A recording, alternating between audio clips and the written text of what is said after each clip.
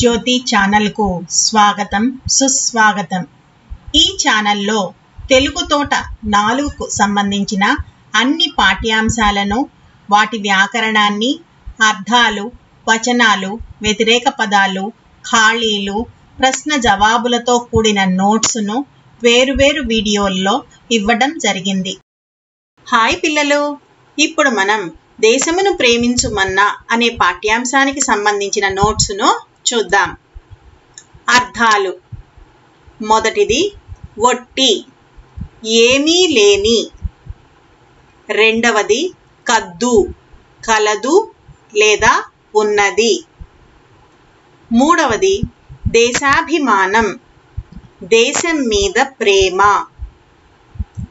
నాలుగవది చెట్టపట్టాలు ఒకరి చేతిని మరొకరు పట్టుకోవడం, ఐదవది తోడుపడు సహాయపడు, వచనాలు ఏకవచనం బహువచనం, మొదటిది దేశం దేశాలు, రెండవది మనిషి మనుషులు, మూడవది జాతి జాతులు, నాలుగవది మాట మాటలు, ఐదవది దారి దారులు, ఆరవది మతం మతాలు।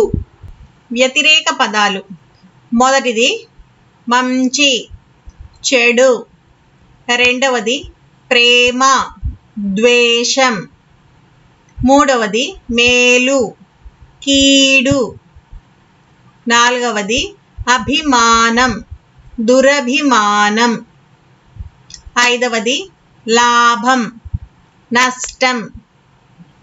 ఖాళీలు మొదటిది దేశమును ప్రేమించుమన్నా గేయాన్ని డాష్ రచించారు గురజాడ వెంకట అప్పారావు గారు। రెండవది దేశం అంటే డాష్ కాదోయ్ మట్టి, మూడవది డాష్ కొంత మానుకొని పొరుగువారికి తోడ్పడాలి సొంత లాభం, నాలుగవది డాష్ వలెను అన్ని మతాల వారు జాతుల వారు కలిసి మెలిసి ఉండాలి అన్నదమ్ముల, ఐదవది డాష్ అన్నది పెంచుమన్నా మంచి। ప్రశ్నలు జవాబులు మొదటి ప్రశ్న, గురజాడ అప్పారావు గారు ఈ గేయంలో గట్టిమేల్ తలపెట్టవోయ్ అని అన్నారు కదా, దీని అర్థం ఏమిటి? జవాబు, గురజాడ అప్పారావు గారు దేశాన్ని ప్రేమించమని మంచితనాన్ని పెంచమని అనవసరమైన మాటలు మాట్లాడకుండా దేశానికి మంచి కలిగే విధంగా కృషి చేయమని ఈ గేయంలో చెప్పారు। రెండవ ప్రశ్న, గురజాడ అప్పారావు గారు దేశము బాగుపడాలంటే మనుషులు ఎలా ఉండాలని ఈ గేయంలో చెప్పారు? జవాబు, గురజాడ అప్పారావు గారు పాడి పంటలను బాగా వృద్ధి చేయాలని, దాని వలన ఆహార సమస్య తీరిపోయి అందరికీ ఆహారం దొరుకుతుందని, అప్పుడు మనుషులు బలంగా తయారై దేశ ప్రగతికి కృషి చేస్తారని చెప్పారు। మూడవ ప్రశ్న, సొంత లాభం కొంత మానుక పొరుగువారికి తోడుపడవోయ్ అంటే అర్థం ఏమిటి? జవాబు, ప్రతివారు తమ స్వార్థమే చూసుకోకుండా ఇతరులకు కూడా సహాయం చేయాలని దీని అర్థం। నాలుగవ ప్రశ్న, దేశస్థులంతా ఎలా ఉండాలని గురజాడ అప్పారావు గారు చెప్పారు? జవాబు, దేశస్థులంతా జాతులు మతాలను విడిచిపెట్టి అన్నదమ్ముల వలె కలసి మెలసి ఉండాలని గురజాడ అప్పారావు గారు ఈ గేయంలో చెప్పారు।